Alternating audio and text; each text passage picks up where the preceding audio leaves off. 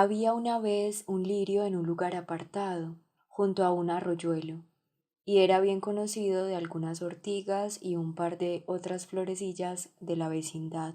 El lirio estaba, según la descripción veraz del Evangelio, vestido más hermosamente que Salomón en toda su gloria. Por lo mismo, despreocupado y alegre todo lo que duraba el día. El tiempo pasaba sin darse cuenta, y felizmente, como el agua del arroyuelo canturreando y corriendo. Pero aconteció que un buen día vino un pajarillo a visitar al lirio. Volvió a venir al día siguiente. Estuvo ausente unos cuantos días, hasta que al fin otra vez volvió. Esto le pareció al lirio extraño e incomprensible, incomprensible que el pájaro no permaneciese en el mismo lugar, extraño que fuese tan caprichoso. Pero lo que suele acontecer con frecuencia también le aconteció al lirio, que cabalmente por eso se iba enamorando más y más del pájaro, porque era caprichoso. Este pajarillo era un mal pájaro. En vez de ponerse en el lugar del lirio, en vez de alegrarse de su belleza y regocijarse juntamente con él de su jovialidad inocente, lo que quería es darse importancia, explotando su libertad y haciendo sentir al lirio lo atado que estaba al suelo. Y no solamente esto, el pajarillo era además un charlatán y narraba al tuntún cosas y más cosas, verdaderas y falsas, como en otras tierras había, en cantidad enorme, otros lirios completamente maravillosos, junto a los cuales se gozaba una paz y alegría, un aroma, un colorido, un canto de pájaros que sobrepasaban toda descripción. Esto es lo que contaba el pájaro, y daba fin gustosamente a cada una de sus narraciones con la siguiente acotación que humillaba al lirio, que él, comparado con tanta gloria, aparecía como una nada, desde luego que era tan insignificante que se podría plantear el problema de que con qué derecho se llamaba propiamente lirio. Con estas cosas el lirio llegó a preocuparse, y cuanto más escuchaba al pájaro mayores eran sus preocupaciones. No volvió a dormir tranquilo por la noche, ni a despertarse alegre por la mañana. Se sentía encarcelado y atado al suelo. El murmullo del agua se le antojó aburrido, y los días largos. Empezó definitivamente a ocuparse de sí mismo y de las circunstancias de su vida en la propia preocupación durante todo el largo día. Se decía a sí mismo, desde luego, de vez en cuando, para cambiar, puede ser estupendo oír el murmullo del riachuelo, pero es muy aburrido esto de tener que oír eternamente un día tras otro lo mismo. Puede resultar muy agradable habitar de vez en cuando en un lugar apartado y solitario, pero tener que estar así toda la vida, estar olvidado, sin compañía o en compañía de las ardientes ortigas, lo que sin duda no es ninguna compañía para un lirio, es algo inaguantable. Y aparecer tan poca cosa como me pasa a mí, ser tan insignificante como el pajarillo dice que soy. Ah, ¿por qué no empecé a existir en otra tierra, en otras circunstancias? ¿Por qué no fui una corona real? Pues eso es lo que le había contado el pajarillo, que la corona real era tenida entre los lirios como el más hermoso, y era el objeto de la envidia de todos los demás lirios. El lirio notaba con creciente malestar cómo la preocupación se apoderaba de él, mas entonces se habló razonablemente a sí mismo, pero no tan razonablemente que apartase la preocupación de su ánimo, sino de tal manera que se convencía de que la preocupación era justificada. Pues dijo, mi deseo indudablemente no es un deseo irrazonable.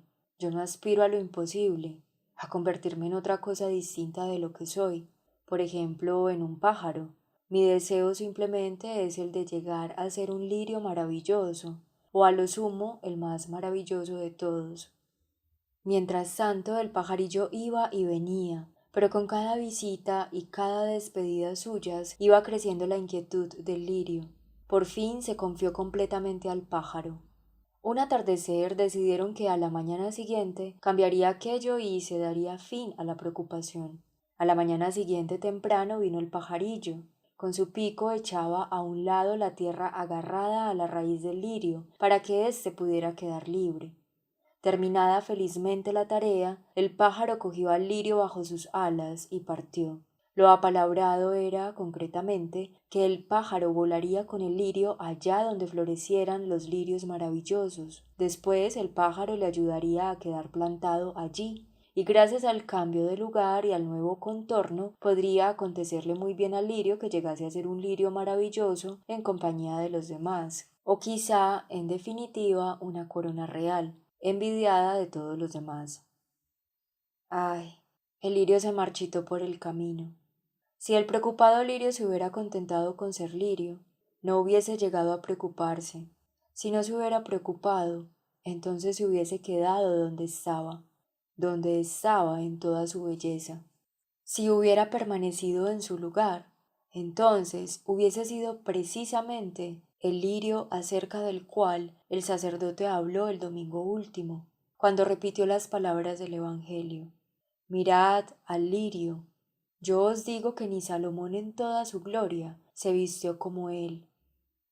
Pues de otra manera no se puede absolutamente entender el Evangelio, por lo cual es triste y casi una atrocidad, de ser verdad, el caso de aquel intérprete de la Sagrada Escritura que a propósito del texto de los lirios y emparejándose con el pajarillo, hacía la siguiente aclaración, que la corona real se daba mucho en aquellos parajes, con lo que se podría entender mejor que el lirio sobrepujase en hermosura a Salomón, y también se podría entender mejor el Evangelio, que, en consecuencia, no se acomodaba al lirio insignificante. Por tanto, eso le pasó al preocupado lirio, cuya preocupación consistía en llegar a ser un lirio maravilloso o quizá en definitiva una corona real. El lirio es el hombre. El pajarillo perverso es la idea inquietante de la confrontación, que da vueltas de acá para allá en todo el contorno, inestable y caprichosa, coleccionando el malsano saber acerca de las diferencias. Y de la misma manera que el pájaro no se ponía en el lugar del lirio, así la confrontación hace lo mismo. Por su culpa el hombre se pone en el lugar de otro, o pone a otro en su lugar. El pajarillo es el poeta, el seductor, o lo poético y engañoso en el hombre. Lo poético es como el discurso del pájaro, verdadero y falso, poesía y verdad, porque realmente es verdad que la diferencia existe y que hay mucho que decir acerca de la misma, pero lo poético consiste en que la diferencia apasionadamente, en desesperación o en júbilo, sea lo sumo, y esto es eternamente falso. En la preocupación del cotejo, el afligido va tan lejos definitivamente que sobre la diferencia olvida que es hombre. Piensa tan desesperadamente que es tan diferente de los demás hombres, que incluso llega a creer que no es hombre. Es decir, lo mismo que pensaba el pajarillo, que el lirio era tan insignificante que resultaba cuestionable si realmente se trataba de un lirio. Mas la supuesta respuesta razonable en favor de la preocupación es siempre la siguiente, que, desde luego, no se desea nada que sea irrazonable, por ejemplo, convertirse en un pájaro, sino solamente en esta cosa determinada que no se es, aunque esta cosa determinada, a su vez, se les antoje a otros preocupados una pura bagatela. De esta manera, cuando el cotejo con el movimiento oscilante del pájaro ha aupado la pasión de la preocupación y conseguido desarraigar al afligido de su subsuelo, es decir, de querer ser aquello a lo que determinantemente está destinado, aparece por un momento como si la confrontación lograse llevar al afligido a la deseada meta. Es verdad que viene y se lo lleva, pero no de otra manera que la muerte se lleva a un hombre, dejándole fenecer en la oscilación del desaliento. Si ahora el hombre, mientras piensa que Lirio murió en el camino, es incapaz de pensar sin una cierta sonrisa en su preocupación por llegar a ser una corona real, que medite si por contraste no es para llorar que un hombre se preocupe tan irrazonablemente, pero no. ¿Cómo me atrevería a dejarlo expresado en este modo? ¿Cómo osaría seriamente designar así a los lirios del campo, que son los maestros divinamente instituidos? No, el lirio no se preocupa de esa manera. Cabalmente por eso tenemos nosotros que aprender de él. Y por eso cuando un hombre, a semejanza del lirio, se contenta con ser hombre, entonces no cae enfermo de preocupación temporal. Y cuando no llega a preocuparse temporalmente, entonces permanece firme en el sitio que se le ha asignado. Y si permanece allí, entonces es cierto que por el solo hecho de ser hombre, es más glorioso que la gloria de Salomón. ¿Qué aprende, pues, el afligido de los lirios? Aprende a contentarse con ser un hombre y a no preocuparse de las diferencias entre hombre y hombre. Aprende a hablar tan brevemente, tan solemnemente, tan elevadamente de eso de ser hombre, como el Evangelio lo hace con toda brevedad acerca de los lirios. Y esta es sin duda también la costumbre humana precisamente en las grandes ocasiones. Pensemos en Salomón. Si está revestido de la púrpura real, si está sentado majestuosamente en su trono rodeado de toda su gloria, es obvio que también se hable tan solemnemente que el que tiene la palabra diga, Su Majestad. Mas cuando se tiene que hablar con una solemnidad suprema, con el lenguaje eterno de la seriedad, entonces hay que decir, hombre. Y cabalmente lo mismo solemos decirle nosotros al más insignificante cuando, como Lázaro, yace casi desconocido en la pobreza y en la miseria. Hombre. Y en el momento más decisivo de la vida de un hombre, cuando se le ofrece la elección de la diferencia, le decimos, hombre. Y en el momento decisivo de la muerte, cuando todas las diferencias quedan eliminadas, decimos, hombre.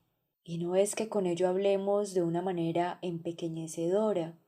Al revés, afirmamos lo supremo, puesto que ser un hombre no es inferior a las diferencias, sino algo superior a las mismas, pues esta, esencialmente igual, gloria de todos los hombres, no es por cierto la triste igualdad de la muerte, como tampoco lo es la esencial igualdad entre todos los lirios, ya que ésta cabalmente lo es en la hermosura.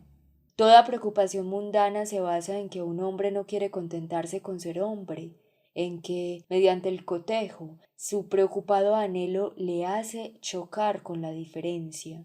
Por el contrario, no se puede afirmar inmediatamente y sin más que la preocupación terrenal y temporal sea invención del cotejo, ya que el que un hombre en el momento real del aprieto necesite alimentos y vestidos es algo que él descubre sin confrontación. También lo hubiese descubierto el habitante solitario entre los lirios del campo, el cuidado del sustento. Ay, o los cuidados del sustento, según se acostumbra a decir con más frecuencia en plural inquietante. No es directamente un invento de la confrontación. Son dos cosas distintas, por más que la confrontación trabaje ambiguamente de innumerables maneras por determinar qué es lo que hay que entender por cuidados del sustento.